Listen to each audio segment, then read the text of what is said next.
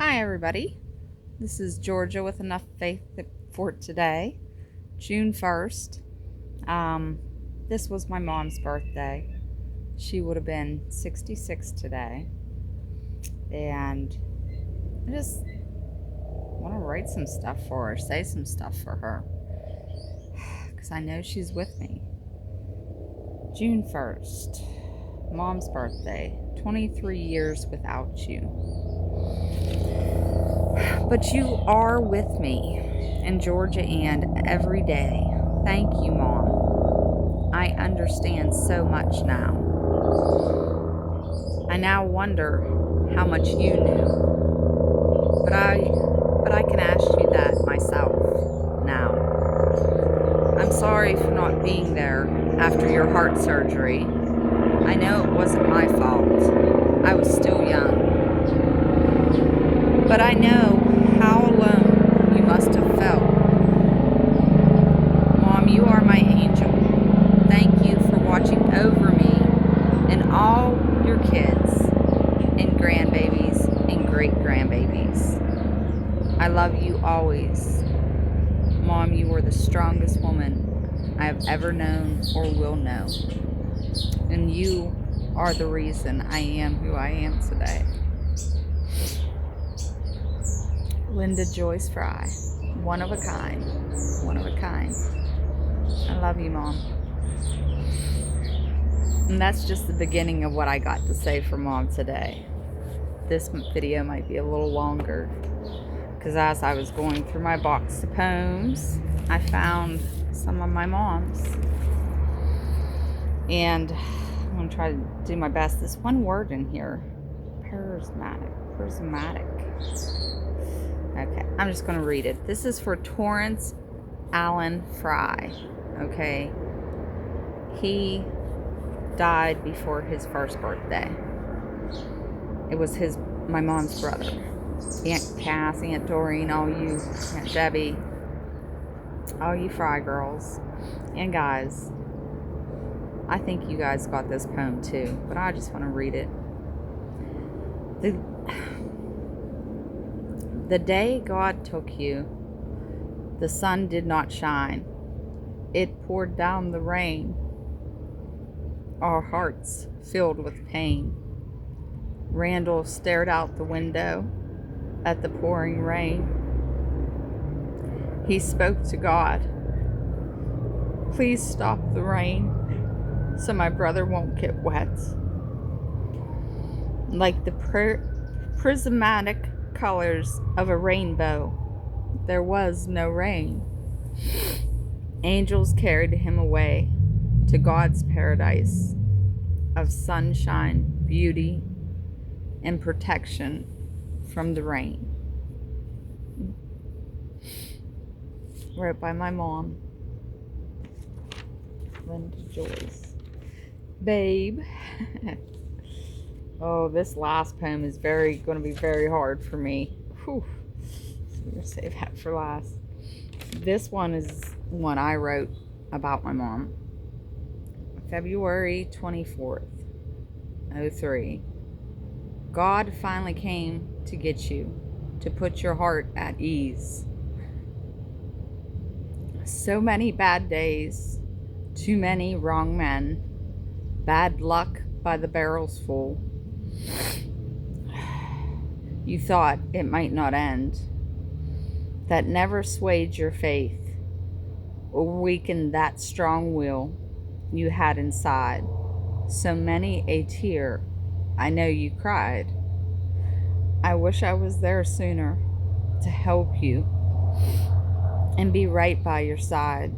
So long I had such anger because I had to do this and I had to do that. I finally grew enough to know that I was wrong. I finally grew enough to realize where I belong. Standing by your side, hoping and praying every day that I could make things easier in any possible way. Those days didn't last long enough, at least not for me. But I will go on being strong, knowing you're finally happy. On February 24th, my world came down on me. I love you, Mom. Always.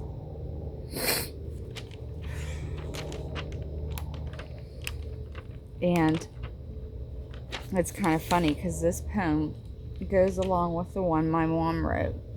And this is kind of like a little bit of wisdom to pass along the way because I'm experiencing it now in my life. There comes a point in a lot of parents' lives where, especially when you're a parent like me or my mom was, where you come from dysfunction and you don't actually know how to properly raise children, but you get stuck in the role anyways. Okay, so you do your best. But at some point, when your children get older around those teenage years, I believe there's a bit of resentment in them, because I know there was in me when I was that age, that mom or dad didn't do a better job.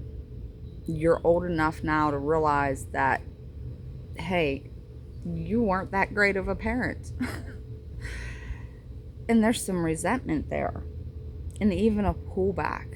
Like it's almost like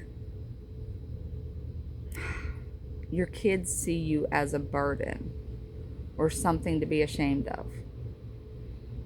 And whenever I wrote this poem for my mom, I said that, I had to do this or I had to do that, because I did start taking care of my mom at a young age. And I did resent her, and I didn't want it. I was just like, I'm done. Take care of yourself. But let me just say, if you have a mom and she has shown you love and she tries, be there for her, or dad, when they need you.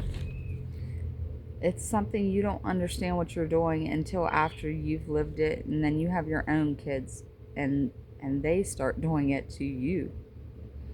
And this is my mom's poem, and it says, to Keith and Nancy, some kind of poem. That's her title. When you were 2, you said your love for me. When you're, oh man, she wrote in cursive. I gotta get this right. Give me a second. Okay. I'm gonna do my best here. When you were 2, you said you loved me. When you were 3, you didn't even like me. Everything I bought you, pretty it was to me, but ugly was all you could see. I wanted to see a smile on that pretty face.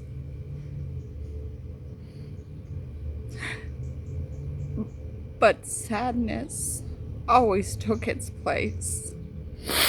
In those big blue eyes, I wanted to see joy, but I couldn't even buy you the right toy. Now that you're a teen, you think I'm so mean. Wait, there's the phone. No, it didn't ring. Why stop by? Mom doesn't mean a thing.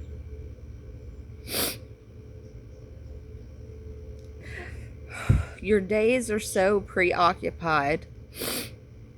When you take a ride, you can't even stop by and say hi. When I have money, believe me, I try. But money is little and days are long. So please forgive me if I sing a sad song. But don't look down on me and think I'm so mean when the phone doesn't even ring. Not a flower, a card, or anything. So it's just because you're a teen. And who did you say was mean? It's all right if you love me. It's all right if you don't. No matter what they say, in my heart, you'll always stay. They can't take that away. Love, Mom.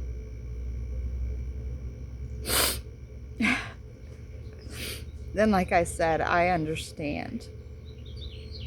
I understand so much more now. And, yeah. So this video is for Mom. Happy heavenly birthday. Y'all be blessed.